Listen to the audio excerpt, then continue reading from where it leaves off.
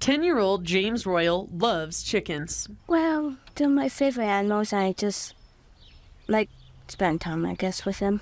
James has 22 chickens at his home and has learned what it takes to take care of them. It's a part of his morning routine now. From feeding them to making sure they have enough water and collecting all the eggs, he says they usually lay around 12 per day. And then, about 6 months ago, the idea for Aloha Eggs was born. 6 days a week, he runs his self-serve egg stand. Put the eggs in this cooler and put some ice packs in there and then wait for people to buy. There's the dozen and trifle and 18 count at the bottom that you probably can't see. But on Saturdays, he sits and waits for customers to come. And now he says he's starting to see some repeat customers. I go out, like, around this area, and I bring a table with a cooler and put my eggs in it and wait about an hour and a half for people to buy. Since the eggs are farm fresh and not washed, they last about 5 weeks without refrigeration. And with refrigeration, they last a few months. His parents tell me he has learned about managing money, as first, the profits he makes goes to taking care of the chickens and keeping them healthy. They say he also gets to work on his social skills. I'm thinking of adding new products like vegetables and maybe fruit. And then I'm thinking of just going out more often and trying to spread the word. You can visit James's stand at 4074 North, 2200 East in Filer. Reporting in Filer, Elizabeth Hadley, KMVT News. Out in the country south of Kimberley, a road like this one doesn't normally see a lot of traffic. But for Sadie and Jasper in their lemonade stand, that wasn't the case when people found out these 10-year-old girls were going to donate all of the money they raised to Make-A-Wish Idaho. And you raised how much money? $500. Well, $250, but her grandpa promised whatever we made, he would double it. Sadie and Jasper have been best friends since kindergarten, and although they're only in the 5th grade, both of these girls know exactly how much a wish can mean to a child who is sick. I have a brother and she has a brother that have a disease. This is my brother, Ridge. He was 5 and a half when he died. My brother is named Tolman, and he's 14 now. He was suffering from lymphoma cancer, a stomach disease and stuff, and he was able to pull through it, and he's been in remission for 2 years now. This past year, Make-A-Wish Idaho granted 127 wishes to kids throughout the state, and it's because of girls like Sadie and Jasper that they're able to do that. It really is important that we have community support like this, because we would not be able to do what we do without people like them and their generosity and their huge hearts. And it just makes such a difference in the lives of kids who are really facing some hard times. And Sadie and Jasper say when people found out they were going to donate all of the money to Make-A-Wish, their customers were even more generous. Our lemonade cost $1 for a small and $2 for a large. And when they ordered one small, they would give us a $20 bill, and they would say, keep the change. And that's how Sadie and Jasper turned lemons into lemonade. Reporting in Kimberley, Elizabeth Hadley, KMVT News.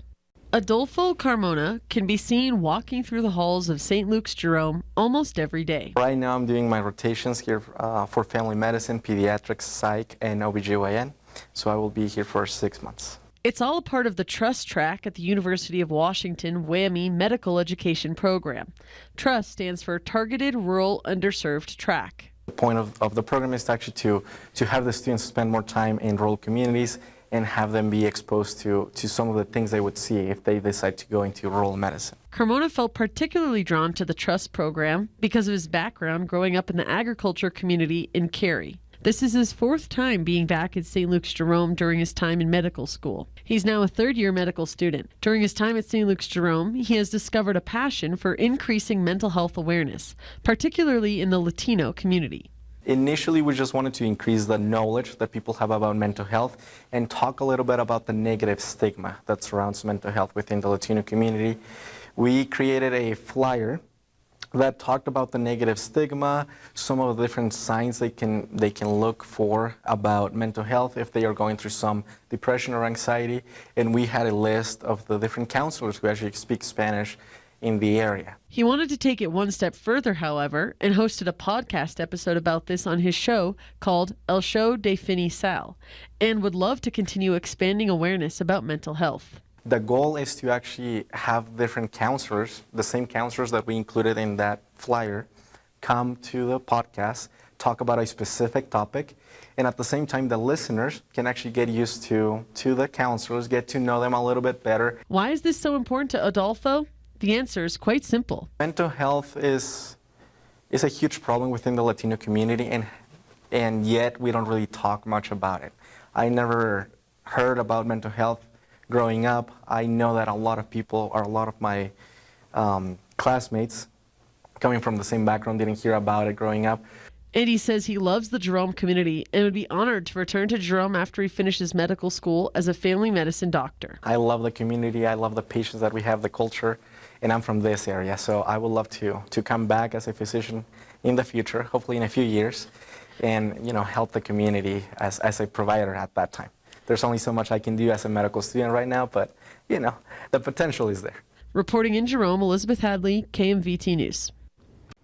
Bill Pryor was met by patriotic music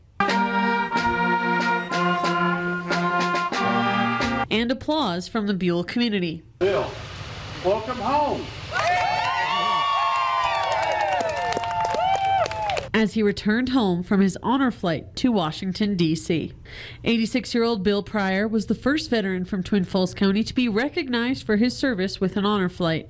Much of the work that went into welcoming Bill back home was done through the Joining Forces Magic Valley organization. It's a group that meets once a month at County West here in Twin Falls County. And we talk about veterans, one family, one person at a time. And Marvin Barnes and others that have done a lot of planning set this day up as a celebration for Bill and his life as a veteran. Pryor served in the Air Force for 20 years and worked on B-52s until he retired in the 1970s. He then moved to Buell. Pamela McLean is the mayor of Buell and says she has loved getting to know him. He's been very active in Buell. He was a police officer in Buell years ago, so a lot of the people my age remember being stopped by him or talking to him when he was a police officer. So he has served this community well, and he has served his country well. While he was in Washington, D.C., he was able to tour around all of the national monuments and memorials, as well as attend a special dinner with other honor flight recipients from the United States. Oh, there was a bunch of them there. We had one guy that was 102 years old from World War II. He was not expecting this welcome home party, though. Yeah, it was a fantastic honor. If you see Jessica Masters walking around the College of Southern Idaho or cheering at one of their many different sporting events, you might not expect her to be one of a select few people to have received money from the Cookie Scholarship Fund. But what is that? In Girl Scouts, if you choose to, once you hit like the age of 12 or something like that, you can choose to start like having your cookies. It's like 50 to 75 cents per box that you sell will get like added into a scholarship fund for you that you can use for whatever college you choose once that time comes. So I chose to do that, and so that 50 to 75 cents a box added up to $777. She says not many people know about the Cookie Scholarship Fund, and many don't continue on with Girl Scouts past middle school age. But she really loved participating. Girl Scouts is looked at as something for like kids, like young girls and stuff like that. A lot of people don't realize it goes all the way through high school. So a lot of people just don't stick with it, but I chose to because I really love the message that they send and the opportunities they bring. Opportunities like attending the College of Southern Idaho. And part of the reason Masters chose to attend CSI was because of their cheerleading team. And her coach says the work ethic she learned through Girl Scouts continues on and off the mat. And I was immediately blown away by not only her natural talent on the mat, but just how hard of a worker she is. And it makes sense that a lot of those skills came from a program such as Girl Scouts, because I can see that every single time she steps into the gym. And Jess says she's excited to be at the College of Southern Idaho and a part of the cheerleading team, and hopes people will realize that their box of Girl Scout cookies does more than just taste good. The Cookie Scholarship Fund is really not well known for some reason, but it really helps a lot of girls get opportunities that they wouldn't necessarily have without Girl Scouts. Reporting in Twin Falls, Elizabeth Hadley, KMVT News. And when I got the call today that this was occurring, as a father of a kid who goes to Canyon Ridge High School, it was a moment where your heart just stops. And now, one day later, the community and those who responded to the scene are reflecting on a really hard day. I mean, obviously it's traumatic for everybody involved. I know afterwards I was walking around and connecting with some teachers and some students, and it's a very traumatic event, even though it wasn't real at the time. You know, at the moment it was for them. Sergeant Dusty Solomon says the response from every agency in this area, from St. Luke's to the fire department, Magic Valley EMS, Twin Falls Police, and Twin Falls Sheriff, was remarkable.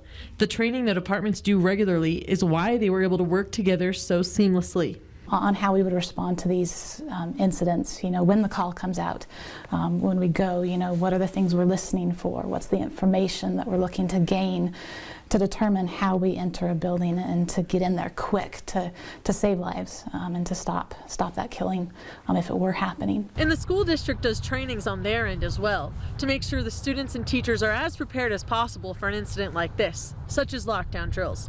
And Ryan Bowman, the director of operations for the district, says the students and teachers should be proud of the way they handled Wednesday's situation. They did what they were supposed to do to help protect and to stay safe. We know that it was a hoax, but it didn't feel that way initially for some time because we didn't know. And Bowman encourages students to process and work through the events. And the school is providing extra resources for students and staff who need to talk about what they experienced. Those feelings, all those emotions that come along with an active shooter situation, they were there. They was real. We recognized that. All of the agencies involved will be debriefing within the next week to discuss the incident and what they can learn from it, and so they can continue to be as prepared as possible. This is what we train for, and we've done a lot of training over the past couple of years in response to these kind of situations, and the call comes out, and you know, the first thing that goes through your mind is let's roll. It's happening. Let's go do what we're trained to do. You may not see a subway train or public transportation buses running throughout southern Idaho, but transportation needs are more prevalent than ever. We have a lot of concerned residents out there, primarily older residents who they're unable to drive, and they have important appointments they need to make. Health appointments as well as groceries. The city of Twin Falls is working to bring a public transportation service to the area. They're planning to have an on-demand van system for anyone in the community, but mostly for those without any other way to get around. People who need a ride would be able to request one through an app, putting in their pickup and drop-off locations.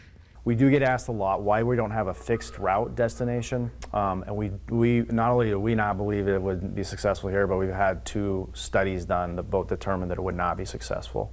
Interlink Volunteer Caregivers is a transportation option for people in the area right now for important appointments and essential errands, but they rely on volunteers, and they don't have enough drivers right now, causing them to have to decline rides for those who need them. And we're a retirement community, the resources will have to continue to grow in order for us to continue to serve as many people as we do. The alternative of not doing that and not having the volunteers is we have to deny people, and then that causes bigger issues and they don't get the medical treatment. In neighboring Lincoln County, the Lincoln County Connections is struggling to find drivers for their on-demand service as well.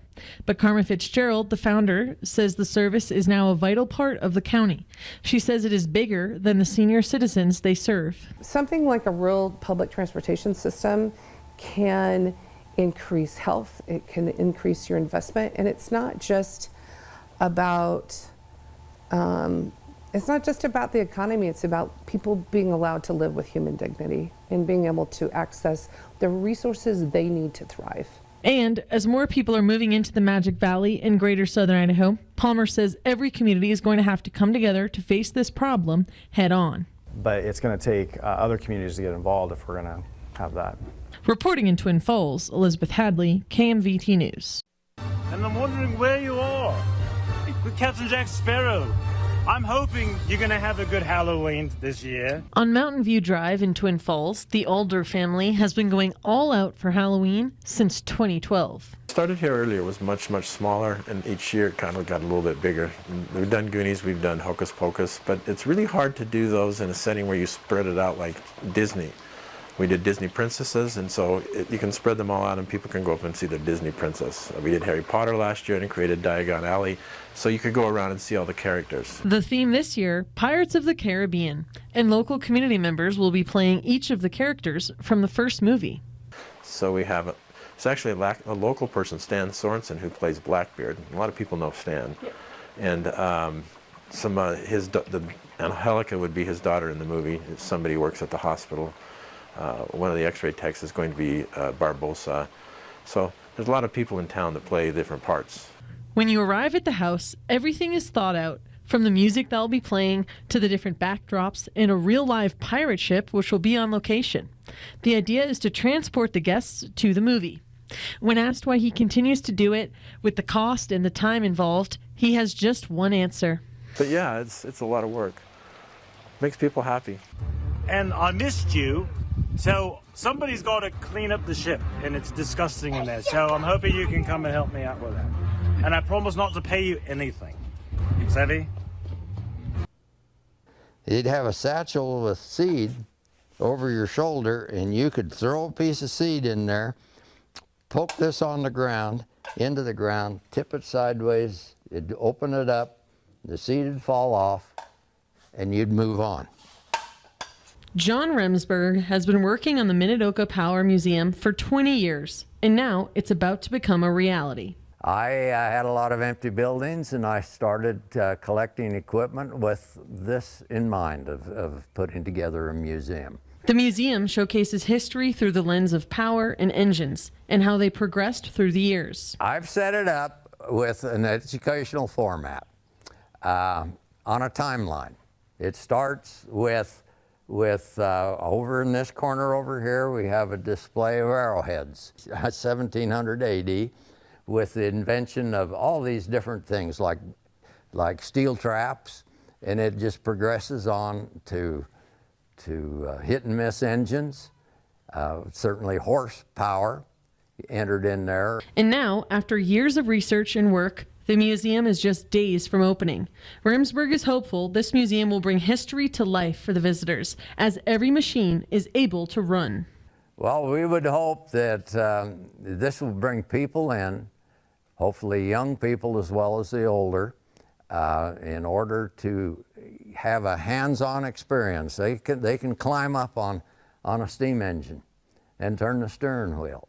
I've tried to make it to where people are close to it. Reporting in Rupert, Elizabeth Hadley, KMVT News.